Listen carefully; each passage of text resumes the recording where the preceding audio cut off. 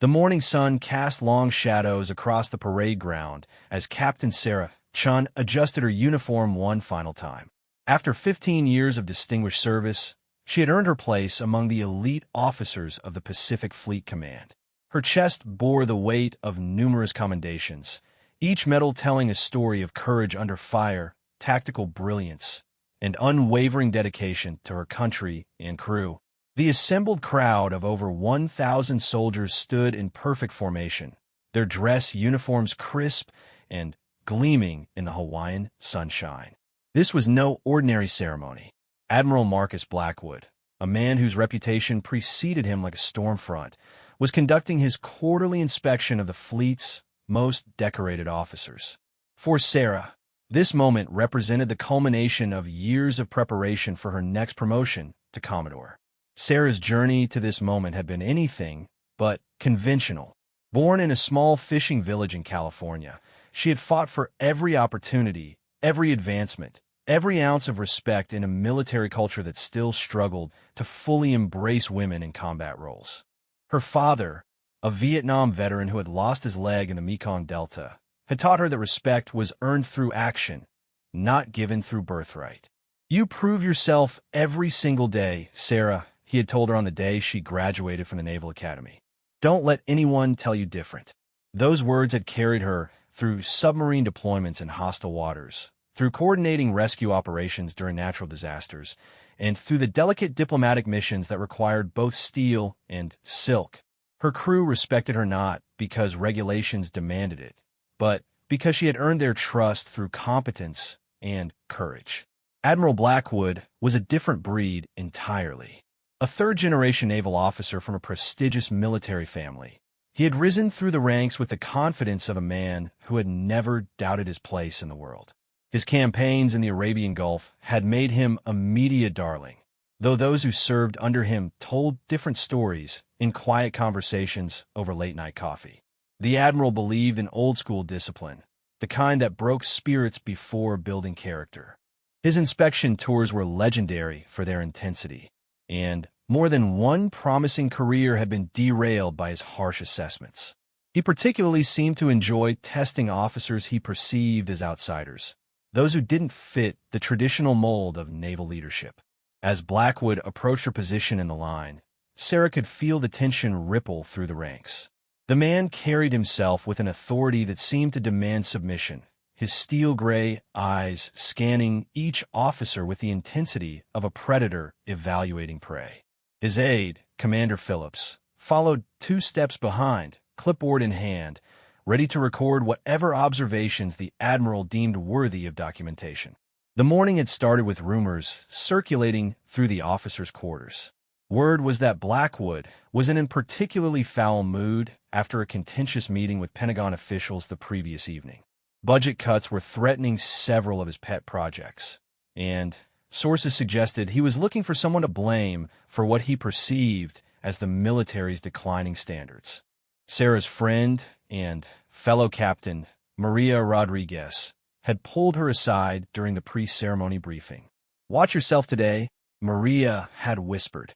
"I heard from someone in the Admiral's staff that he's got it in for anyone he thinks represents the new Navy." You know what that means. Sarah knew exactly what it meant. Despite her exemplary record, despite her crew's loyalty, despite the commendations from foreign allied commanders, some still saw her as a symbol of political correctness rather than military excellence. It was a burden she had carried for years, the constant need to prove that her achievements were genuine, not the result of lowered standards or social engineering. The inspection began at the far end of the formation with Lieutenant Colonel Harrison, a decorated Marine liaison officer.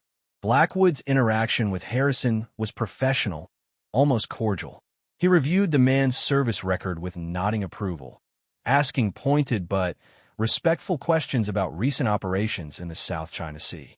Captain Jennifer Walsh, another experienced officer, received similar treatment. Blackwood examined her medals, asked about her ship's readiness status, and even cracked what passed for a smile when she mentioned her crew's performance in recent naval exercises. But as the Admiral moved down the line, Sarah noticed a subtle shift in his demeanor. His questions became sharper, his examinations more invasive. When he reached Captain Robert Kim, a Korean-American officer with an impeccable record, the admiral's tone carried an undercurrent of skepticism that hadn't been present before. Interesting approach to that piracy situation off Somalia, Captain, Blackwood said, his voice carrying just enough doubt to suggest criticism without making an overt accusation. Very creative interpretation of engagement protocols. Kim maintained his composure, but Sarah could see the slight tightening around his eyes. The Somalia operation had been a textbook success, with Kim's innovative tactics saving both hostages and minimizing casualties. To question it now, in front of the assembled officers, was unnecessary and petty. The pattern continued as Blackwood made his way towards Sarah's position. Officers who didn't fit his traditional template found themselves subjected to increasingly pointed questions, their achievements subtly diminished by his tone and implications. The assembled soldiers sensed the tension, though their discipline kept them motionless and silent. Commander Lisa Thompson, one of the Navy's most accomplished helicopter pilots, endured a particularly uncomfortable examination of her flight records. Blackwood questioned whether her recent emergency rescue operation had been worth the risk to expensive equipment, as if human lives were secondary to budget considerations. Sarah felt her jaw tighten as she watched the admiral systematically undermine some of the finest officers she knew. This wasn't leadership. It was bullying disguised as military tradition. The old guard asserting dominance over those they perceived as threats to their established order. When Blackwood finally stood before her, Sarah could feel the weight of 1,000 eyes upon them. This was the moment that would define not just her own career, but send a message to every woman and minority officer watching about their place in the modern military. The admiral's initial examination was routine. He reviewed her medal display with what appeared to be professional interest, though Sarah caught the slight narrowing of his eyes when he reached her combat action ribbon and Bronze Star. These were medals that told stories of real courage under fire, achievements that couldn't be dismissed or diminished. Captain Chun, he began, his voice carrying across the silent parade ground. Impressive collection of decorations. Tell me about your submarine command in the Strait of Hormuz last year. Sarah knew this was a test. The Strait operation had been classified at the highest levels, involving intelligence gathering that had potentially prevented a regional conflict. She chose her words carefully, providing enough detail to demonstrate her competence without compromising operational security. The mission parameters required stealth and precision, Admiral. My crew performed flawlessly under challenging conditions, gathering intelligence that proved vital to regional stability. Blackwood nodded slowly, but his expression suggested he was building towards something. Yes, I read the reports. Very thorough. Some might say overly cautious, but thorough nonetheless. The implications stung. Sarah's caution had saved lives and prevented an international incident, but Blackwood was framing it as excessive timidity. She maintained her composure, understanding that any response would only provide him with more ammunition. Caution and precision are essential qualities in submarine warfare, sir, she replied evenly. The crew's safety and mission success depend on careful planning and execution. Of course, Blackwood agreed, his tone suggesting anything but agreement. Though one wonders if such deliberate approaches are always suited to the modern pace of naval operations. The insult was wrapped in military courtesy, but everyone present understood the subtext. He was questioning her decisiveness, her ability to make the hard choices that command demanded. It was a classic technique, using code words to plant doubt without making accusations that could be formally challenged. Sarah's mind raced as she considered her options. She could remain silent and endure the humiliation, preserving her career, but reinforcing the idea that she and others like her were somehow lesser officers. Or she could defend herself and risk escalating a confrontation with a superior officer in front of the entire formation. The moment stretched like a taut wire, the tension palpable across the parade ground. Admiral Blackwood seemed to sense her internal struggle, his lips curving into what might have been a smile. This was exactly what he wanted, to see her squirm under pressure, to demonstrate that she lacked the steel for true leadership. But Sarah Chun had faced down pirates in the South China Sea, had navigated diplomatic minefields in hostile ports, had commanded nuclear submarines in the world's most dangerous waters. She would not be intimidated by a bully in a pressed uniform, regardless of the stars on his collar. "Admiral," she said, her voice clear and steady. "Careful planning and decisive execution are not mutually exclusive. The success of any operation depends on understanding when to strike and when to gather intelligence. My record speaks to the effectiveness of this approach." The challenge in her voice was subtle but unmistakable. She was not backing down, not accepting his characterization of her leadership style. Around them, the formation remained perfectly still, but Sarah could sense the shift in attention. This was no longer a routine inspection. It was becoming a confrontation. Blackwood's expression hardened. He had expected submission, perhaps a stammered defense or humble acceptance of his criticism. Instead, he was facing an officer who refused to be diminished, who stood her ground with the quiet confidence of someone who had earned every accolade on her chest. The admiral took a step closer, invading her personal space in a way that would have been inappropriate in any other context. His voice dropped to a level that carried just far enough for the nearest officers to hear. "Captain, are you questioning my assessment of your performance?" The question was a trap, designed to force her into either submission or insubordination. But Sarah had navigated more dangerous waters than this. She understood that sometimes the only way forward was through the storm. "Sir, I am providing context for my operational decisions. My crew's performance and mission success rates speak for themselves. I stand behind every decision I've made in command." The silence that followed was deafening. Admiral Blackwood's face flushed with color as he realized that this captain, this woman, was not going to fold under pressure. She was challenging him, subtly but unmistakably, in front of a formation of his subordinates. What happened next would be debated in military circles for years to come. Some would say the admiral lost his temper. Others would claim he was asserting necessary discipline.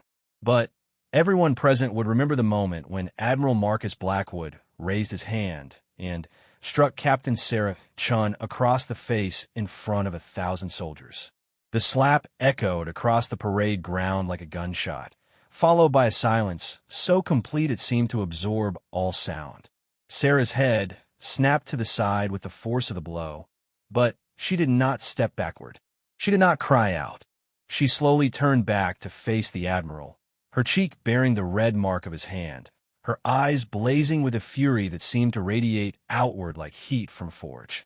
For a moment that lasted an eternity, the two officers stared at each other. The admiral's chest heaved with anger and adrenaline, perhaps beginning to realize the magnitude of what he had just done. Sarah stood perfectly still, her mind processing not just the physical assault, but the complete breakdown of military protocol and human decency that it represented. Behind them, 1,000 soldiers witnessed something that should never happen in a professional military force. They saw an admiral assault a subordinate officer for the crime of defending her record and refusing to be intimidated. They saw a decorated captain absorb a humiliating blow without flinching, maintaining her dignity even as her superior abandoned his. The moment stretched and stretched, tension building like pressure in a sealed container. Everyone present understood that they had just witnessed a line being crossed, a boundary being shattered that could never be repaired. What happened next would define not just Sarah's career, but the character of the entire command structure. Admiral Blackwood seemed to realize he had made a catastrophic error. His eyes darted around the formation, seeing hundreds of witnesses to his loss of control. He opened his mouth as if to speak, perhaps to issue some justification or to order the formation to disperse. But no words came. Sarah's voice cut through the silence like a blade through silk. "Admiral," she said, her tone perfectly controlled despite the fire in her eyes, You have just committed assault in front of 1,000 witnesses. I suggest you consider your next words very carefully. The warning was clear. She was not some junior officer who could be bullied into silence. She was a career naval officer with an impeccable record, and she would not allow this moment to pass without consequences. The ball was now in Blackwood's court, and every choice he made from this point forward would be scrutinized by investigators, by the media, and by history itself. The formation remained frozen, every soldier understanding that they were witnessing something extraordinary. This was not just a confrontation between two officers. It was a clash between two different visions of what military leadership should represent. On one side stood the old guard, with its reliance on intimidation and hierarchical dominance. On the other stood a new generation of leaders who believed that respect must be earned through competence and character. As the seconds ticked by, Admiral Blackwood's face cycled through a range of emotions. Anger gave way to uncertainty, then to something that might have been fear as the full implications of his actions began to sink in. He had just provided his enemies with the perfect weapon to destroy his career, and he had done it in the most public way possible.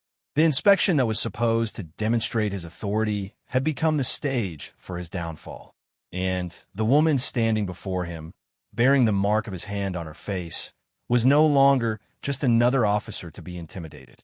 She had become something far more dangerous, a symbol of resistance that could not be broken or silenced. The morning sun continued to shine down on the parade ground, but everything had changed in those few terrible seconds. Lines had been drawn, loyalties would be tested, and careers would be destroyed before this day was over. The only question remaining was whose career would be sacrificed on the altar of military justice. Sarah Chun stood her ground, waiting for the admiral's next move, knowing that whatever happened next would echo through the halls of the Pentagon and into the history books. She had been struck down, but she had not fallen, and in that simple act of defiance, she had already begun her revenge. The silence stretched across the parade ground like a taut wire ready to snap. Admiral Blackwood's hands still trembled slightly from the impact of striking Captain Chun, while the red mark on her cheek stood out like a brand against her olive skin. Neither officer moved, locked in a moment that would define both their careers and set in motion events that would reverberate throughout the entire Pacific Fleet Command. Commander Phillips, the admiral's aide, stood frozen with his clipboard, his pen hovering over the page where he had been dutifully recording inspection notes. His face had gone pale as he realized he was witnessing the kind of career-ending incident that would require immediate reporting up the chain of command. The meticulous notes he had been taking suddenly seemed trivial compared to documenting what might become the subject of a court-martial. Among the assembled formation, tiny movements began to ripple through the ranks. Soldiers who had maintained perfect stillness for over an hour now shifted slightly, their eyes darting between their commanding officers and each other. The discipline that kept them in formation warred with their human instinct to react to the shocking scene playing out before them. Captain Maria Rodriguez, standing 3 positions to Sarah's left, felt her hands clench involuntarily. She had served alongside Sarah for over a decade, had watched her friend navigate countless challenges with grace and professionalism. To see her humiliated this way, struck like a disobedient child, triggered a rage that threatened to overwhelm her own military bearing. Lieutenant Colonel Harrison, the Marine liaison officer who had received such cordial treatment earlier in the inspection, found himself questioning everything he thought he knew about Admiral Blackwood. The man's reputation for toughness was one thing, but this was something entirely different. This was abuse of power, plain and simple. In the back ranks, Sergeant Major Williams, a 30-year veteran who had seen combat on 3 continents, shook his head almost imperceptibly. He had served under dozens of commanders, had witnessed the full spectrum of leadership styles from inspiring to incompetent. But in all his years of service, he had never seen a senior officer strike a subordinate in such a public, humiliating manner. The tension was becoming unbearable. Admiral Blackwood seemed to realize that every second of continued silence made his position worse. He needed to reassert control, to somehow justify or minimize what had just occurred. But as he opened his mouth to speak, Sarah Chen beat him to it. Formation, attention. Her voice rang out with crisp authority, cutting through the oppressive quiet like a bell. Instantly, the 1,000 soldiers snapped to perfect attention, their training overriding their shock. Even in this moment of personal crisis, Sarah was thinking about the welfare of her subordinates, providing them with clear direction when their chain of command had collapsed into chaos. The admiral's mouth snapped shut, his eyes widening as he realized that Sarah had just demonstrated more leadership in 3 words than he had shown in the entire inspection. By taking command of the formation, she had subtly but powerfully illustrated the difference between authority based on rank and authority based on competence and character. Captain Chun, you are out of line. Blackwood finally found his voice, but it came out higher than intended, strained with the stress of his deteriorating position.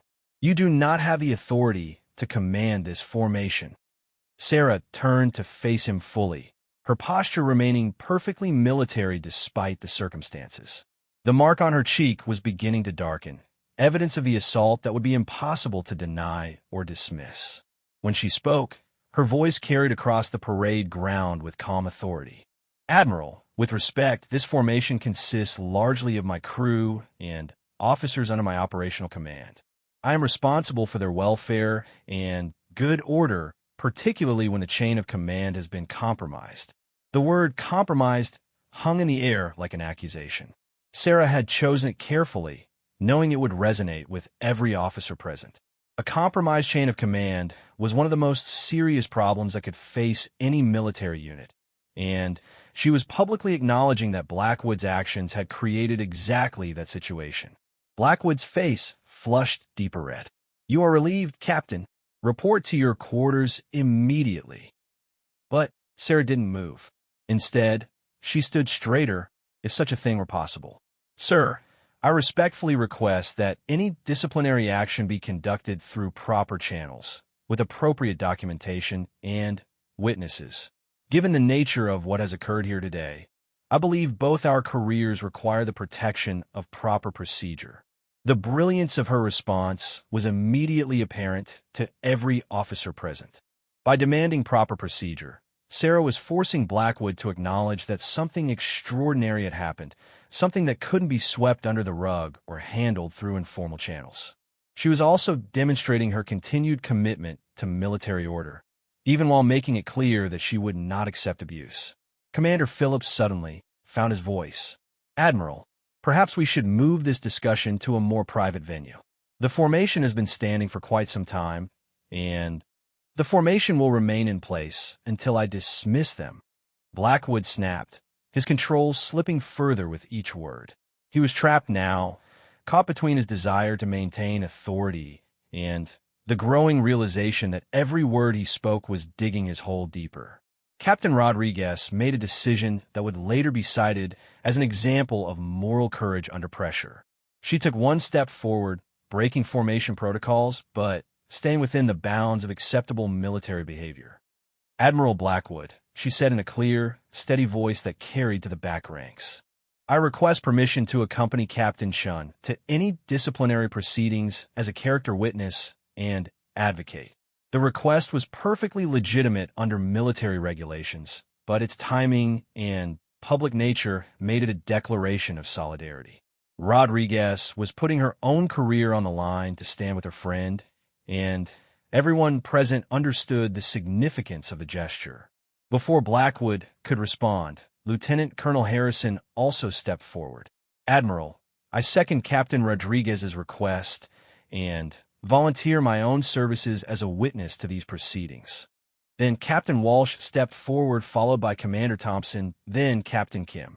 One by one, the senior officers who had been subjects of Blackwood's earlier criticism were declaring their support for Sarah Chen. What had started as an individual act of defiance was becoming a collective rejection of the Admiral's leadership style. Blackwood watched in horror as his authority crumbled before his eyes. These officers weren't mutinying in the technical sense. They were following proper procedures and making legitimate requests. But The cumulative effect was devastating to his position. They were essentially declaring no confidence in his leadership without violating any regulations. "This is highly irregular," he shouted, his voice cracking with strain. "Return to your positions immediately." But Captain Shin raised her hand slightly, a gesture that somehow commanded more attention than the admiral shouting.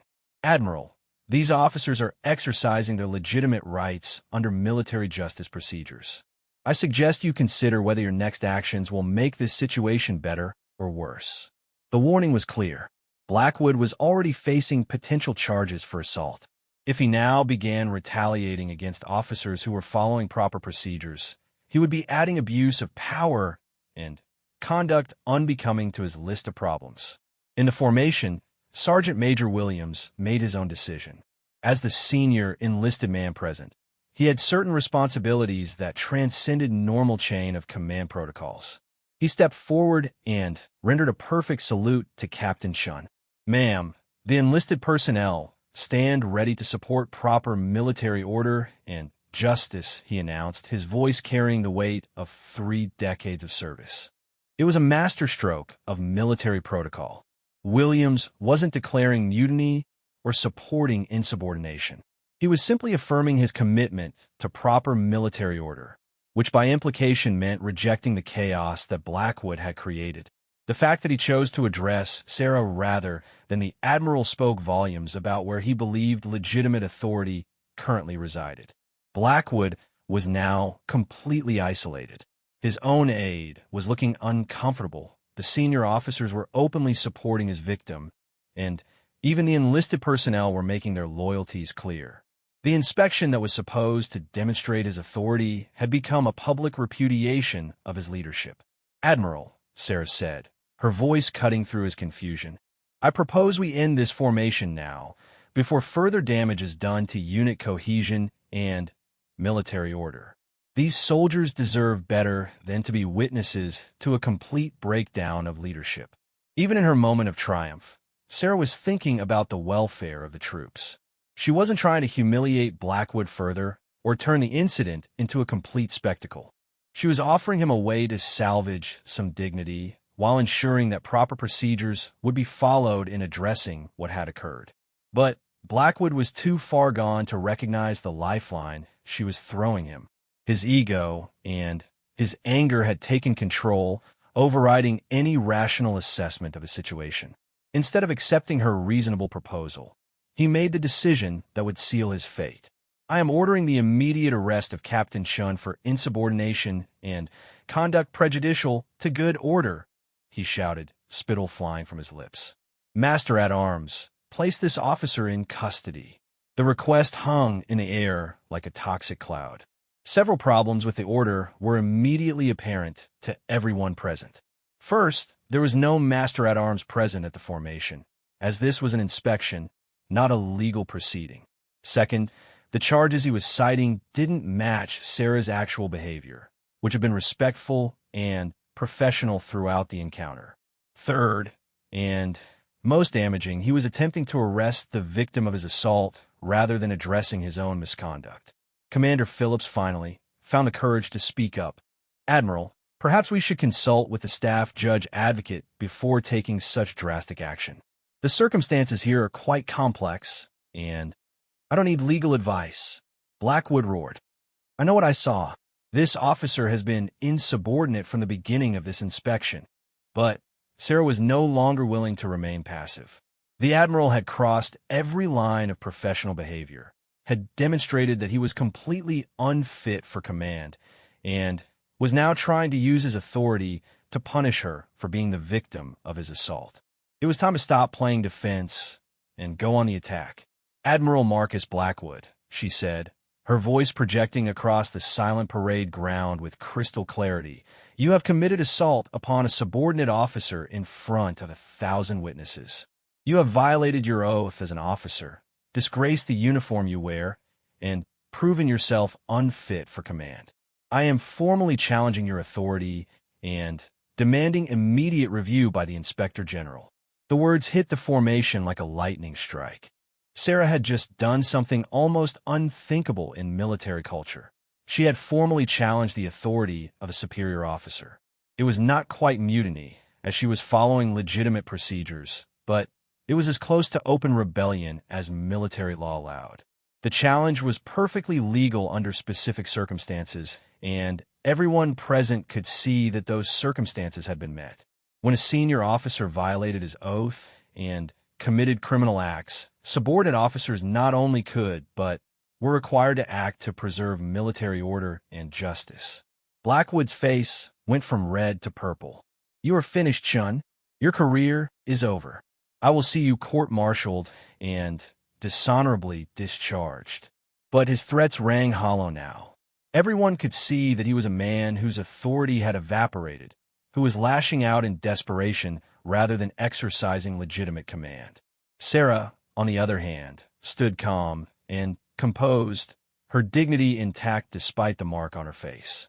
"Sir," she replied with devastating formality, "I believe you will find that when investigators review the evidence, including the testimony of 1,000 witnesses and whatever security footage exists of this incident, your threats will prove to be empty ones."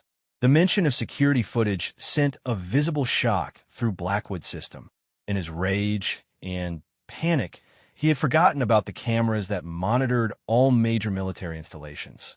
His assault on Sarah hadn't just been witnessed by 1,000 people.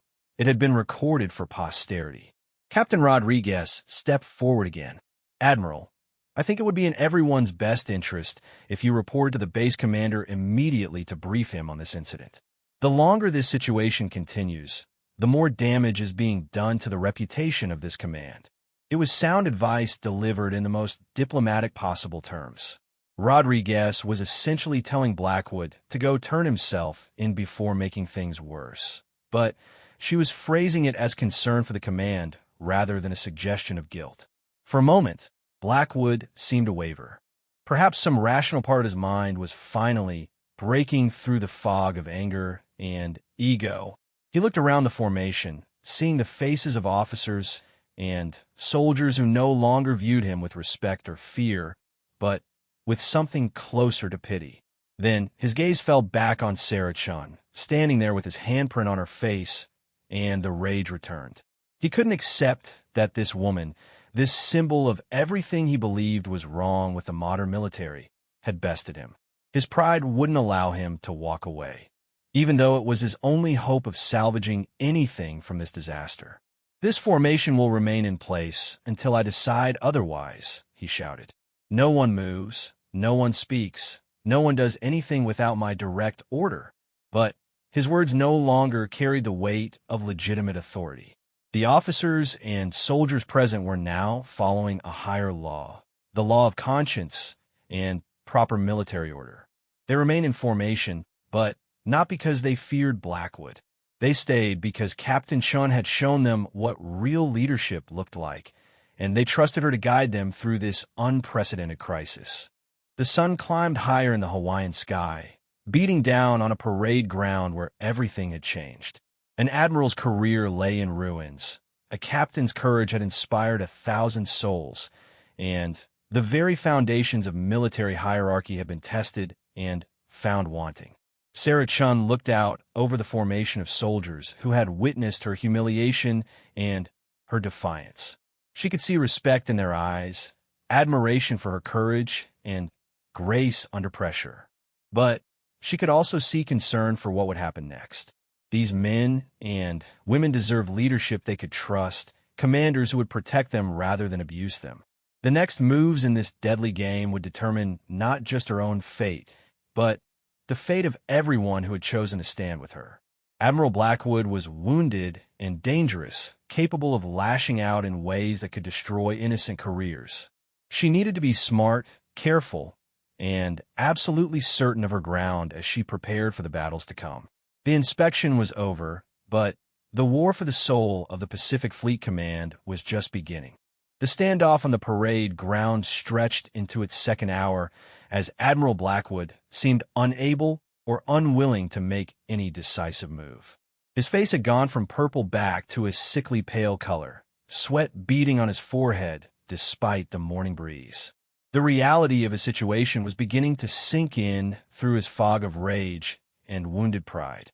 Captain Sarah Chun maintained her position with military bearing that spoke to 15 years of disciplined service. The mark on her cheek had darkened to a distinct bruise, making the admiral's assault impossible to ignore or minimize. Yet she showed no sign of weakness, no indication that the physical blow or the subsequent confrontation had shaken her resolve. The formation of soldiers remained motionless, but their silence had taken on a different quality. What had begun as standard military discipline had evolved into something more meaningful, a collective witness to an extraordinary moment in military justice. These men and women understood they were watching history unfold, and their continued presence served as both protection for Captain Chun and accountability for Admiral Blackwood. Commander Phillips had been surreptitiously making notes on his clipboard, documenting every word and action for what he knew would be inevitable investigations. His loyalty to the Admiral warred with his duty to accuracy and truth. As a naval officer, he had sworn an oath to support and defend the Constitution, not any individual commander. That oath was being tested in ways he had never imagined when he accepted the position as Blackwood's aide. The tension was broken by the arrival of a Humvee at the edge of the parade ground. Colonel James Morrison, the base commander, emerged from the vehicle with his own aide and the base's senior military police officer. Word of the incident had apparently reached the command structure, though how quickly and through what channels remained unclear. Morrison was a career Army officer who had earned his position through competence rather than connections. His reputation for fairness and attention to proper procedure had made him widely respected throughout the joint service community. As he approached the formation, his expression was carefully neutral, but his eyes took in every detail of the scene before him. "Admiral Blackwood," Morrison called out as he reached the edge of the formation. "I need to speak with you immediately. Colonel Patterson, please assume command of this formation and dismiss the troops." Colonel Patterson, the MP commander, stepped forward with crisp efficiency. His presence signaled that this was no longer just an internal Navy matter, but something that required investigation by military law enforcement. Patterson had handled sensitive cases before, including several involving senior officers, and he understood the delicate balance between military courtesy and legal necessity. Admiral Blackwood's jaw tightened as he realized that his window for controlling the narrative was rapidly closing. "Colonel Morrison, this is a Navy matter. I don't require assistance in handling my own personnel." But Morrison wasn't backing down. "Sir, when an incident occurs on my base involving potential assault charges and breakdown of command authority, it becomes my responsibility. I'm sure you understand the position this puts me in." The exchange was a masterclass in military diplomacy. Morrison was asserting his authority without directly challenging Blackwood's rank, while making it clear that normal protocol will be followed regardless of anyone's preferences. His mention of assault charges sent a visible shock through the admiral, confirming that word of the incident had already reached official channels. Sarah watched the exchange with careful attention, knowing that this moment would determine whether justice would be served or suppressed. Morrison's reputation suggested he would handle the situation fairly, but political pressure from Blackwood's connections in Washington could still interfere with proper procedures. Captain Rodriguez caught Sarah's eye and gave an almost imperceptible nod. The message was clear. Whatever happened next, Sarah wouldn't face it alone. The solidarity that had emerged during the confrontation would continue through whatever investigations and hearings lay ahead. "Admiral," Morrison continued, his tone remaining respectful but firm, "I need all parties to this incident to report to the base headquarters for preliminary statements. This is standard procedure for any event involving potential violations of a uniform code of military justice." The mention of the UCMJ sent another ripple through the assembled officers. Everyone present knew that under military law, assault was a serious offense regardless of rank, and that the public nature of the incident made it impossible to handle through informal channels. Blackwood looked around the parade ground one more time, perhaps hoping to find some way to reassert control or salvage his position. But everywhere he looked, he saw faces that reflected disappointment, disgust, or pity. His authority had evaporated like morning dew under the Pacific sun. "Fine," he said finally, his voice barely carrying to the front ranks. "But I want it on record that Captain Chun has been insubordinate throughout this inspection, and that her behavior contributed to any misunderstandings that may have occurred." The weak attempt to share blame for his assault only made Blackwood appear more desperate. Sarah had maintained perfect military courtesy throughout the encounter, and everyone present had witnessed her professional behavior, even in the face of abuse. His attempt to rewrite history was transparent and pathetic. Colonel Patterson addressed the formation with practiced authority. "Formation, attention. By order of the base commander, this inspection is concluded. Company commanders, dismiss your troops and ensure all personnel are available for potential witness statements. This is a legal matter, and full cooperation is expected from all hands." As the formation began to disperse in orderly fashion, individual soldiers and officers made their way past Sarah Chun. Many offered subtle gestures of support, a respectful nod, a brief word of encouragement, or simply eye contact that conveyed solidarity. These small acts meant more to Sarah than any official commendation could. Sergeant Major Williams approached as his troops filed past. "Ma'am," he said in a voice just loud enough for nearby officers to hear, 30 years in service, and I've never seen finer leadership under pressure. It's been an honor to serve under your command." The veteran's words carried enormous weight among the enlisted personnel. Williams was known throughout the Pacific Fleet as a soldier, someone whose respect was earned rather than given.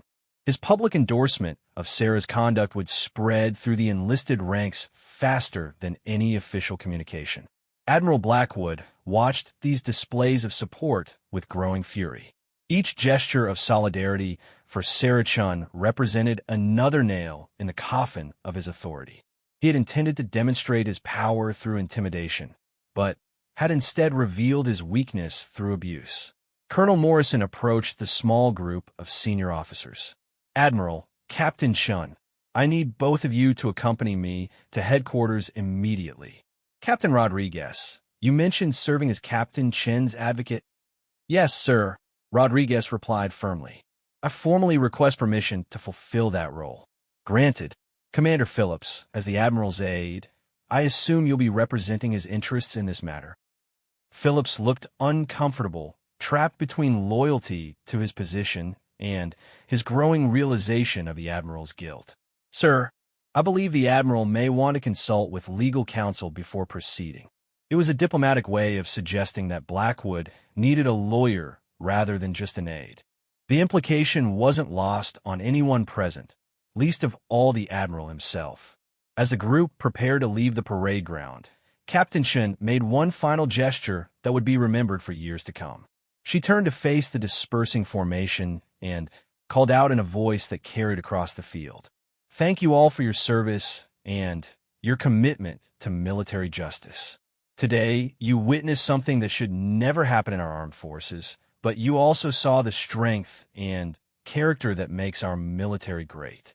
Remember this day and never forget that true leadership is about service, not power." The response was immediate and overwhelming. Hundreds of voices called out "Hurrah!" and "Amen" in a spontaneous display of support that echoed across the base. It was an extraordinary moment when 1,000 service members collectively chose to support justice over hierarchy, right over rank. Admiral Blackwood's face went ashen as he realized that his victim had just delivered what amounted to a victory speech. Sarah Chun hadn't just survived his assault. She had transformed it into a defining moment of moral leadership that would inspire everyone present for the rest of their careers. The drive to base headquarters was conducted in tense silence. Admiral Blackwood sat rigidly in the front seat of Morrison's vehicle, staring straight ahead and refusing to make eye contact with anyone. His mind was racing as he tried to find some way to minimize the damage to his career, but every scenario he considered seemed to lead to disgrace and court-martial. Sarah Chun rode in the second vehicle with Captain Rodriguez and Colonel Patterson. Despite the circumstances, she felt a strange sense of peace. For too many years, she had endured subtle discrimination and professional sabotage with quiet dignity. Today, forced into a corner by Blackwood's abuse, she had finally been able to stand up and fight back. Whatever happened next, she had proven that she would not be broken or silenced. "Sarah," Rodriguez said quietly, "you know this is going to get ugly. Blackwood has friends in Washington, people who will try to protect him or at least minimize the fallout. Are you prepared for what's coming?" Sarah touched the bruise on her cheek gently. "Maria, I've been preparing for this fight my entire career. Maybe not this exact situation, but the larger battle for respect and dignity in the military. Today just made it official." Colonel Patterson, who had been listening to their conversation, turned slightly in his seat. "Ma'am, I want you to know that this investigation will be conducted by the book. No special treatment for anyone, regardless of rank or connections. The evidence is clear, the witnesses are numerous, and justice will be served." His words were professionally reassuring, but Sarah understood the challenges ahead. Military justice could be influenced by politics and old boy networks, especially when high-ranking officers were involved. Blackwood's assault had been witnessed by 1,000 people, but that didn't guarantee a fair outcome if powerful interests decided to protect him. As they arrived at base headquarters, Sarah could see that word of the incident had already spread. Military police were setting up a secure area for interviews. Legal officers were arriving with briefcases full of regulations and precedents, and the base's public affairs officer was clearly preparing for what would inevitably become a media circus. The next few hours would determine whether the military justice system could hold a powerful admiral accountable for his crimes, or whether rank and influence would once again triumph over truth and justice. Sarah Chun had thrown down the gauntlet, challenging not just one abusive commander, but an entire system that too often protected perpetrators while silencing victims. Inside the headquarters building, Admiral Blackwood was led to one conference room, while Sarah was escorted to another. The physical separation was necessary for legal reasons, but it also served as a symbolic representation of how far their relationship had deteriorated. What had begun as a routine inspection had become a test of everything both officers claimed to believe about honor, duty, and military service. As Sarah sat down to give her statement, she reflected on the journey that had brought her to this moment. From a small fishing village in California to the upper reaches of Naval Command, she had overcome obstacles that would have broken lesser people. Today's confrontation was just another challenge, another test of her resolve and character. She thought about her father's words on the day she graduated from the Naval Academy. "You prove yourself every single day, Sarah. Don't let anyone tell you different." Today, she had proven herself in ways her father could never have imagined. She had stood up to abuse, maintained her dignity under assault, and inspired 1,000 service members to choose justice over convenience. The bruise on her cheek throbbed with each heartbeat, a constant reminder of Admiral Blackwood's violation of everything the military claimed to stand for. But it was also proof of her courage, evidence that she had absorbed his worst and remained standing. As Colonel Patterson began the formal interview process, Sarah Chun prepared to tell her story with the same precision and attention to detail that had made her an exemplary naval officer. She would recount every moment of the confrontation, every word that was spoken, every action that was taken. But most importantly, she would ensure that this incident became more than just another case of military misconduct swept under the rug. She would use her platform to demand systemic change, to challenge the culture that had allowed Admiral Blackwood to reach his position despite his obvious character flaws. The real battle was just beginning, and Captain Sarah Chun was ready for war. The investigation that followed would later be studied in military justice classes as a textbook example of how political influence could corrupt even the most clear-cut cases. Within 6 hours of the parade ground incident, phone calls were being made from the Pentagon to Pearl Harbor, from Capitol Hill to Fleet Headquarters, all designed to contain the damage to Admiral Blackwood's career. Captain Sarah Chun sat in the sterile conference room at base headquarters, providing her detailed statement to Colonel Patterson and a team of military investigators. She recounted every moment of the confrontation with clinical precision, her naval training allowing her to separate her emotions from the facts. The bruise on her cheek had darkened further, providing stark visual evidence of the admiral's assault. "Captain Chun," Colonel Patterson said as he reviewed his notes, "you understand that this incident will likely receive significant media attention? Admiral Blackwood's political connections mean this case will be scrutinized at the highest levels." Sarah nodded calmly. "Colonel, I've spent 15 years serving my country with honor. I'm prepared to defend that record and seek justice for what happened today, regardless of the political implications." Meanwhile, in another conference room, Admiral Blackwood was receiving very different treatment. His Navy lawyer, Commander Janet Walsh, had arrived within 2 hours of the incident, along with a civilian attorney whose credentials suggested connections to Washington's most powerful law firms. The team was already working to construct a defense that would minimize the Admiral's culpability while attacking Sarah's character and motives. "Admiral," the civilian lawyer said, his tone suggesting familiarity with high-profile military cases, "we need to establish that Captain Chun had a history of insubordination and questionable judgment. Can you provide examples of previous problematic behavior?" Blackwood leaned forward eagerly. "She's always been difficult. Questions orders, thinks she knows better than her superiors. The whole Women in Combat movement has created officers who don't understand proper military hierarchy." The lawyer made notes, already formulating a strategy that would portray the admiral as a dedicated commander trying to maintain discipline in the face of systematic challenges to military authority. It was a narrative that would resonate with certain political constituencies, regardless of its relationship to the truth. Back in Sarah's conference room, Captain Rodriguez was providing her own witness statement. Her account corroborated every detail of Sarah's testimony, while adding her own observations about the admiral's behavior throughout the inspection. Admiral Blackwood demonstrated a pattern of hostility toward minority and female officers, Rodriguez stated clearly. His treatment of Captain Chun was the culmination of systematic bias that had been evident throughout the inspection. Colonel Patterson made careful notes. "Captain Rodriguez, you understand that you're making serious allegations about a senior officer's conduct?" "Yes, sir, and I stand behind every word. I've served alongside Captain Chun for over a decade. Her record speaks for itself, and her conduct today was exemplary under circumstances that would have broken lesser officers." The investigation continued through the afternoon and into the evening. Dozens of witnesses were interviewed, each providing their own perspective on what they had observed. The consistency of their accounts was striking. Without exception, they described Admiral Blackwood as the aggressor and Captain Chun as maintaining proper military bearing throughout the confrontation. Sergeant Major Williams provided particularly damaging testimony about the Admiral's behavior.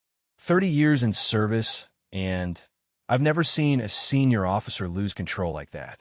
Captain Chun showed more leadership in 5 minutes than Admiral Blackwood demonstrated in the entire inspection. But as the evidence mounted against the Admiral, pressure was building from outside the normal military justice channels. Phone calls were being made to Colonel Morrison from officers in Washington whose names carried enormous weight. The message was subtle but clear. This incident needed to be handled quietly, without unnecessary damage to the Navy's reputation or the Admiral's career. The first sign of external interference came when Morrison was summoned to a secure video conference with Admiral Rebecca Torres, the Chief of Naval Operations. Torres was a respected officer who had broken numerous glass ceilings during her own career, but she was also a political realist who understood the complexities of military leadership in the modern era. "Jim," Torres said, her image flickering slightly on the secure connection, "I understand you have a situation involving Admiral Blackwood. What's your assessment?" Morrison chose his words carefully. "Admiral, the evidence is clear that Admiral Blackwood struck Captain Chun during a public inspection. We have over 1,000 witnesses, security camera footage, and consistent testimony from all parties involved." Torres frowned, clearly unhappy with the situation. Admiral Blackwood is a decorated officer with an exemplary record. He's also scheduled to take command of the 7th Fleet next month. This incident couldn't have come at a worse time. With respect, Admiral, the timing of Admiral Blackwood's behavior isn't really the issue here. The issue is that he committed assault on a subordinate officer in front of 1,000 troops. Jim, I need you to understand the larger picture here. We have confirmation hearings coming up, budget battles with Congress, and international tensions in the South China Sea. The last thing the Navy needs right now is a public scandal involving sexual politics and military hierarchy. Morrison felt a chill as he realized where this conversation was heading. Admiral, are you suggesting that proper military justice should be subordinated to political convenience? I'm suggesting that there might be ways to handle this situation that serve everyone's interests, including Captain Chen's. Sometimes a quiet resolution with appropriate counseling and training can be more effective than a public court-martial that destroys careers and damages the institution. The pressure was subtle, but unmistakable. Torres wasn't explicitly ordering Morrison to suppress the case, but she was making it clear that his own career could suffer if he pursued charges against Blackwood with too much enthusiasm. It was the kind of institutional corruption that had allowed abuse to flourish in military culture for decades. Meanwhile, Sarah Chun was experiencing her own form of pressure. Word had somehow leaked to the media about the incident, and her phone was ringing constantly with requests for interviews from reporters. She had declined all media contact on the advice of her attorney, but the attention itself was sending a message. This case would be fought in the court of public opinion as much as in military courtrooms. Captain Rodriguez found Sarah in the base's officer club later that evening, nursing a cup of coffee and staring out at the Pacific Ocean. The bruise on her cheek was now accompanied by dark circles under her eyes, evidence of the stress and exhaustion that came with being at the center of a military scandal. "How are you holding up?" Rodriguez asked, taking the seat across from her friend. "I've been better," Sarah replied with a tired smile. "Maria, I need to ask you something, and I need you to be completely honest with me." "Shoot. Do you think I should have just taken the hit and kept quiet? Avoided all this controversy and protected everyone's careers?" Rodriguez leaned forward, her expression serious. "Sarah, look at me. What happened today wasn't your fault. You didn't choose to be assaulted. You didn't choose to be humiliated in front of 1,000 troops. Admiral Blackwood made those choices, and now he needs to face the consequences. But the pressure that's building, I can feel it already. People want this to go away quietly. Of course they do. That's how the system has always worked. Powerful men protect each other while women and minorities are told to be team players and think about the bigger picture. But you know what? Today you showed 1,000 service members that someone is finally willing to stand up to that system." Sarah sipped her coffee, considering her friend's words. "The investigators asked me if I would consider accepting a private apology and some kind of administrative action against Blackwood. They made it sound very reasonable, very mature. And what did you tell them?" "I told them I consider it. But, Maria, every time I think about taking that easy way out, I remember the faces of those soldiers today. They saw something they never expected to see, real leadership standing up to abuse of power. How can I let them down now?" Rodriguez smiled, recognizing the Sarah Chun she had served with for over a decade. "You already know what you're going to do, don't you?" "Yeah, I'm going to fight this thing all the way to the end, no matter what it costs me personally. Because if I don't, the next woman who faces this kind of abuse won't have the benefit of 1,000 witnesses and security cameras. She'll be alone, and the system will destroy her." Their conversation was interrupted by the arrival of Colonel Patterson, who approached their table with a grim expression. "Captain Chun, I need to update you on some developments in the investigation." Sarah gestured for him to take a seat. "What's happening, Colonel?" "Admiral Blackwood's legal team has filed a complaint alleging that you have a history of insubordination and that today's incident was the result of your pattern of disrespectful behavior towards superior officers." Rodriguez snorted with disgust. "That's ridiculous. Sarah has never had so much as a negative evaluation in her entire career." Patterson nodded. "We know that, and The evidence supports Captain Chen's exemplary record. But the admiral's team is also claiming that the incident was blown out of proportion, that what appeared to be an assault was actually a minor disciplinary action that was misinterpreted by inexperienced witnesses. Sarah felt her jaw tighten. So, they're trying to rewrite history. It gets worse. They're also suggesting that this entire situation is part of a coordinated effort by female officers to undermine male leadership in the Navy. They're citing several recent cases where sexual harassment allegations were made against senior officers. "Let me guess," Sarah said, her voice hard with anger. They're painting this as some kind of feminist conspiracy to destroy the military. That's the general direction of their defense. They're also planning to call character witnesses who will testify about Admiral Blackwood's distinguished career and his commitment to military excellence. Rodriguez shook her head in amazement. They're actually going to put the victim on trial instead of the perpetrator. Patterson looked uncomfortable. "Captain Chun, I have to be honest with you. There's significant pressure from Washington to resolve this matter quietly. Admiral Torres herself has expressed concern about the impact of a public trial on Navy morale and recruiting." Sarah stood up, her decision crystallizing. "Colonel, I appreciate your honesty, but I need you to understand something. I didn't create this situation. Admiral Blackwood did when he decided to assault me in front of 1,000 witnesses. Now everyone wants me to be reasonable, to think about the bigger picture, to consider the good of the service." She paused, looking out at the ocean where she had spent so much of her career. "But you know what? The good of the service requires that abusive commanders be held accountable. It requires that every service member know they can trust their leaders to protect them, not assault them. That's what I'm fighting for." Patterson nodded slowly. "Captain, I want you to know that there are people in the system who support what you're doing. Not everyone is willing to sacrifice justice for political convenience." "I hope that's true, Colonel, because this is about to get much worse before it gets better." As Patterson left the officer club, Sarah and Rodriguez sat in contemplative silence. Outside, the sun was setting over Pearl Harbor, painting the sky in shades of orange and red. It was beautiful and peaceful, a stark contrast to the storm that was about to engulf their lives. "Sarah," Rodriguez said quietly, "whatever happens, you won't be fighting this alone. There are more people willing to stand up for what's right than you might think." Sarah managed a smile, the first genuine one she had felt all day. "I hope you're right, because Admiral Blackwood and his defenders are about to discover that they picked the wrong woman to mess with." The battle lines were drawn. On one side stood a powerful admiral with connections throughout the military and political establishment, backed by lawyers and supporters who viewed this as an attack on military tradition itself. On the other side stood a captain with a bruised cheek and an unbreakable will, supported by the moral authority that came from being demonstrably in the right. The war for justice was about to begin in earnest, and Captain Sarah Chun was ready to fight it on any battlefield they chose.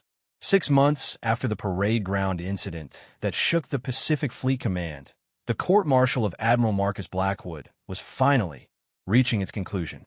The intervening months have been a brutal test of wills, with both sides marshaling every resource at their disposal in what had become the most closely watched military justice case in a generation. Captain Sarah Chun sat in the front row of the military courtroom, her uniform bearing the new insignia of her recent promotion to Commodore. The promotion had come through despite, or perhaps because of, the controversy surrounding her case. The Navy leadership, under intense public scrutiny, had been forced to demonstrate their commitment to merit-based advancement regardless of political considerations. The bruise on her cheek had long since faded, but the memory of that morning remained as vivid as ever. She had testified for 3 days, recounting every detail of Admiral Blackwood's assault with the same precision that had made her an exemplary naval officer. Her testimony had been devastating in its clarity and unshakable in its consistency. The defense team had done everything possible to destroy her credibility. They had questioned her motives, attacked her character, and suggested that she had provoked the admiral through insubordinate behavior. But Their efforts had only served to highlight the weakness of their position. Every witness who took the stand corroborated her account, and the security footage from the parade ground left no room for alternative interpretations. The media coverage had been intense and largely supportive of Sarah's cause. The image of a decorated female naval officer being struck by a senior male commander had resonated far beyond military circles. Women's rights organizations, veterans groups, and military reform advocates had all rallied to her defense. The case had become a symbol of the broader struggle for dignity and equality in the armed forces. Admiral Blackwood sat at the defendant's table, a shadow of his former self. The months of legal proceedings had taken their toll, aging him visibly as his carefully constructed reputation crumbled under scrutiny. His political connections had proven less reliable than expected once the evidence became public and the media attention intensified. The prosecution, led by Colonel Jennifer Walsh, had methodically demolished every aspect of Blackwood's defense. They had presented evidence of his pattern of discriminatory behavior toward female and minority officers, documented his history of inappropriate conduct that had been overlooked by superiors, and established that the assault on Captain Chun was not an isolated incident, but the inevitable culmination of years of unchecked abuse. "Ladies and gentlemen of the panel," Colonel Walsh said in her closing argument, "this case is fundamentally about the kind of military we want to be.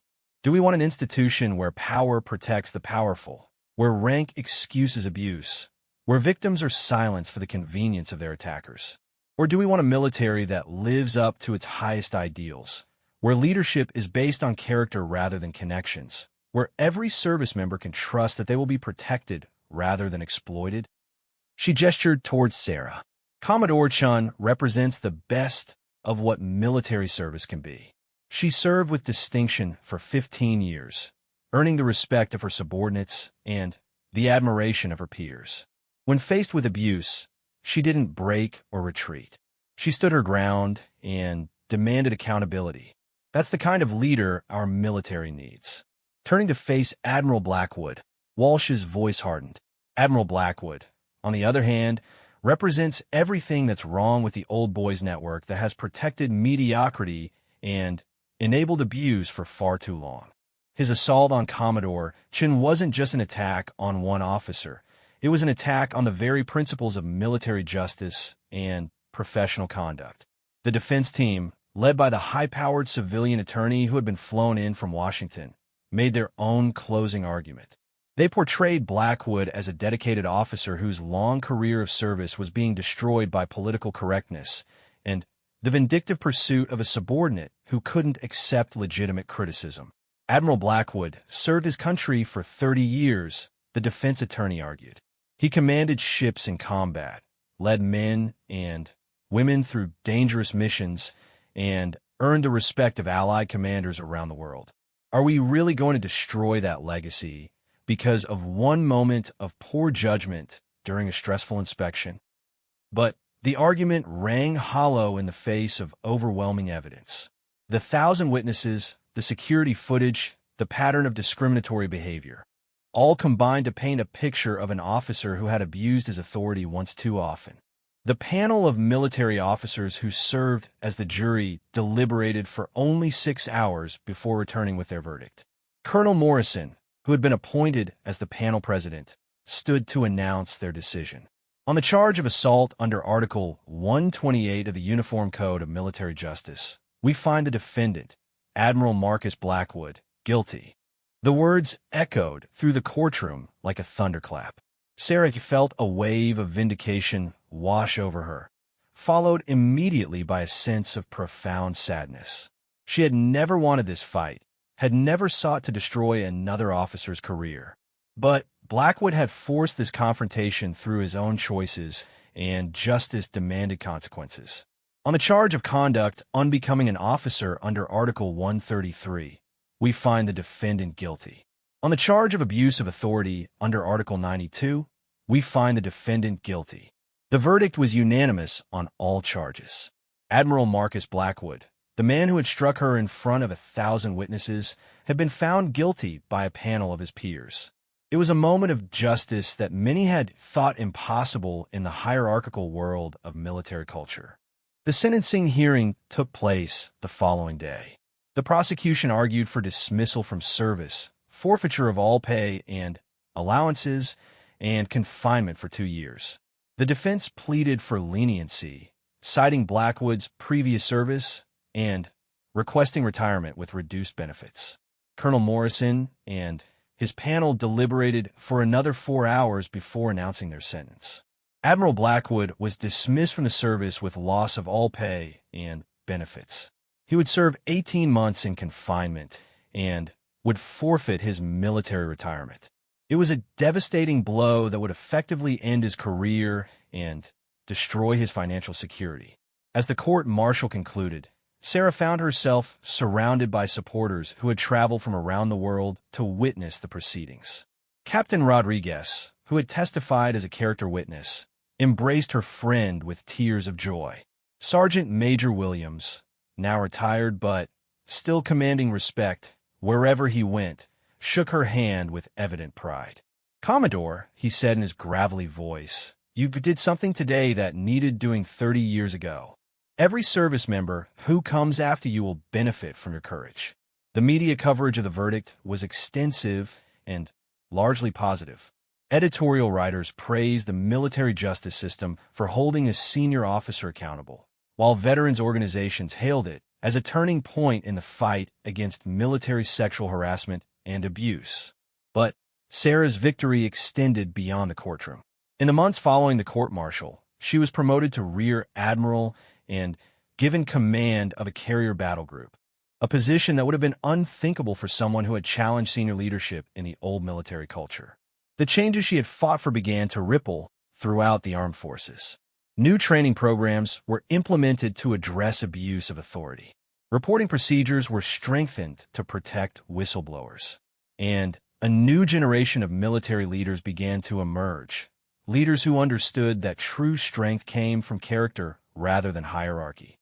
Admiral Rebecca Torres, the chief of naval operations who had initially tried to suppress the case, publicly acknowledged the importance of the verdict during a speech at the Naval War College. "The Blackwood case taught us that no one is above accountability," she said. "We are a stronger service because Commodore Chun had the courage to stand up for what was right." 1 year after the court-martial, Sarah stood on the bridge of the USS Enterprise, watching her battle group conduct exercises in the Pacific. Her flagship was one of the most powerful weapons systems ever created, but she drew her real strength from the knowledge that she commanded through competence and character rather than fear and intimidation. The young officers on her bridge included men and women of all backgrounds, united by their commitment to excellence and their trust in leadership that had proven itself worthy of respect. They knew the story of the admiral who had struck their commander, and they understood the courage it had taken to fight back. Commander Lisa Park, Sarah's operations officer, approached with the day's intelligence briefing. "Admiral, we have reports of increased naval activity in the disputed islands. Do you want to adjust our patrol patterns?" Sarah studied the intelligence reports with the same attention to detail that had characterized her entire career. "Maintain current patterns, but increase surveillance flights. I want to know exactly what's happening out there without escalating tensions unnecessarily." It was the kind of measured, thoughtful leadership that had made her reputation. The same qualities that had allowed her to stand up to Admiral Blackwood's abuse now served her well in commanding one of America's most powerful naval forces. As the sun set over the Pacific, painting the ocean in brilliant shades of gold and crimson, Sarah reflected on the journey that had brought her to this moment. The bruise on her cheek had faded months ago, but the lesson it represented would last forever. She had proven that courage could triumph over power, that justice could prevail over politics, and that one person willing to stand up for what was right could change an entire institution. The young sailors and officers under her command would never face the kind of abuse she had endured, because her victory had established new standards for military leadership. They would serve in a military that valued character over connections, competence over politics, and justice over convenience. Admiral Marcus Blackwood had tried to break her spirit with a single blow. Instead, he had awakened a force that transformed the very culture he had represented. In striking Captain Sarah Chun, he had delivered the blow that would ultimately destroy everything he stood for and create the foundation for a better, stronger military. Standing on the bridge of her flagship, surrounded by officers who respected her leadership and trusted her judgment, Rear Admiral Sarah Chun had achieved the sweetest revenge of all. She had proven that the future belonged to leaders like her, not bullies like Blackwood. She had not only survived his assault, but had used it to build something better from the ruins of his career. The waves crashed against the hull of the Enterprise as it cut through Pacific swells, carrying its admiral toward whatever challenges lay ahead. Behind them, in the wake of their passage, the old ways of doing business were disappearing forever. And ahead, illuminated by the setting sun, lay a future where respect was earned through service, authority came from competence, and no one would ever again have to choose between dignity and career advancement. It was a victory that would echo through the halls of the Pentagon and into the history books, a reminder that sometimes the most important battles are fought not against foreign enemies, but against the corruption that can destroy an institution from within. Captain Sarah Chun had struck back against Admiral Blackwood in the most devastating way possible, by proving that honor and justice were stronger than rank and privilege. Her revenge was complete, her legacy secure, and her example would inspire generations of service members who believed that the military could and should be better than its worst instincts. The woman who had been struck down in front of 1,000 witnesses had risen to command thousands more, proving that true leadership could never be destroyed by those who had never understood its source.